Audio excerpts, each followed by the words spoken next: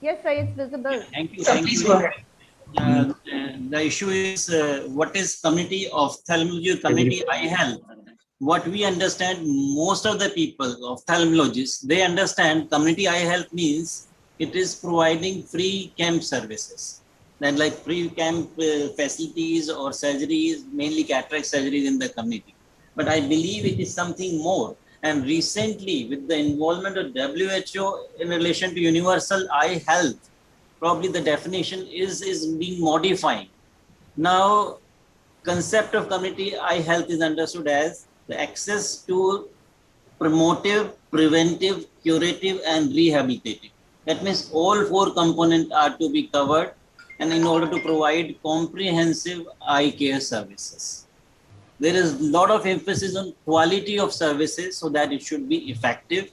And the most important and third component is the financial affordability, that all the people should be able to afford it at a substantial cost. Recently, the WHO has come out with World Report on Vision, and they have introduced the concept of integrated people-centered eye care. It basically refers to eye care services that are managed and delivered to assure a continuum of promotive, preventive, treatment, and rehabilitative services against the spectrum of eye, all the eye conditions, whether it's cataract, it is refractive error, DR, or childhood blindness, everything, all components should be there. And it should be coordinated across different levels, primary, secondary, and tertiary levels, beyond the health sector also. So it should be integration within the health sectors and beyond health sector, whether it is education, whether it is Ministry of Social Justice Empowerment, or whether it is water and sanitation departments, all should be integrated together. Then if we have to understand that key concept, key areas for community eye health at this stage, the first and foremost is basically integrated primary eye care, including the community level primary eye care services. And for primary eye care, we understand that it is actually the vision centers. We assume that there should be primary eye care services through integrated vision centers or for every 50,000 population. But I'm very sorry to say that we have targeted that we should have 20,000 vision centers in the country. And even at this stage, we just have around 4,000 vision centers. So this is a need to take care. For community eye care services, which WHO is emphasizing most, probably we need a comprehensive healthcare worker like ASHA workers. There are 1 million ASHA workers in our country, and they need to be trained and in eye care so that they can be a messenger for eye care services at the community level, creating awareness and everything. One area where Government of India has worked very hard is providing services through health and wellness centers, integrated services where eye care is also one of the components, and they are targeting 1,50,000 health and wellness center by the year 2022, and we are in process of achieving that. Awareness generation. I have seen National Program for Control of Blindness since 1976. This has been kept an important objective. But if we see the demand generation in the community as an indirect tool to assess awareness generation, then probably we are far behind. Still, the NGOs, they need to conduct eye camps to get patient into hospital.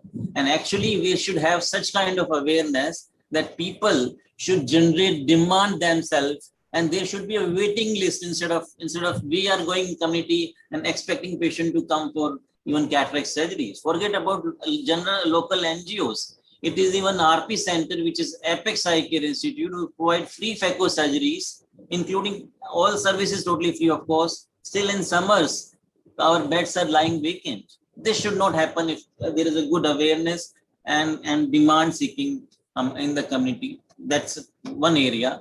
The third area where WHO and all other agencies, they give emphasis is equity, whether it is equity among male and females, whether equity for providing services to children or elderly population, or according to socio-economic status, or the disabled population. The visual impairment itself is a disability. So providing special services to other disabilities and all kinds of facilities like physical disability, locomotor disability, they should also be served equally. And again, urban rural, we have a strong gap. We say 70% population is in rural area, whereas 70% services are in urban area. So all these equity issues need to be covered. Only then we can say that we are providing good community eye health. Then effective referral practices. Without good referral linkage, probably the work at the community level by the ASHAs, etc., or even at the vision center is a wastage. We should have very good integration for referral practices between primary, secondary, and tertiary level, along with the feedback system. Then it's a very, very broad group. This is treatment, integrated, accessible, quality, and affordable services, whether it is cataract, refractive error, pediatric eye disease, diabetic retinopathy. I would like to emphasize that recently WHO has come out with two important indicators that need to be achieved by 2030. That is effective cataract surgical coverage and effective refractive error coverage. We have conducted national blindness survey. We were very proud that as per 3/60, our coverage for cataract is 93%. But we actually calculated effective cataract surgical coverage, which include quality component and also visual acuity improving to better than 6/12. This coverage is just 31% in our country. 31% effective cataract surgical coverage. Again, refractive error coverage, including presbyopia, that is also between 25 to 30%. If we are planning for universal achievement, probably even these two diseases, we need to work a role to achieve all actual requirement. Then low vision and rehabilitation services. Probably it is one area which is grossly neglected in our country. We need to work very hard to provide low vision rehabilitation for the entire people who need such kind of services. And we need inclusive services for that. Then last very important point is basically providing population-based evidence on prevalence and trends of eye disease. I believe in my last 30 years of career, probably providing this national blindness survey, this evidence of prevalence of blindness and visual impairment. And as I was just discussing with Dr. Samantha sir, the human resource and infrastructure survey for the entire country. These two are the main achievements. Provide evidence to the country about the current status of human resource and infrastructure.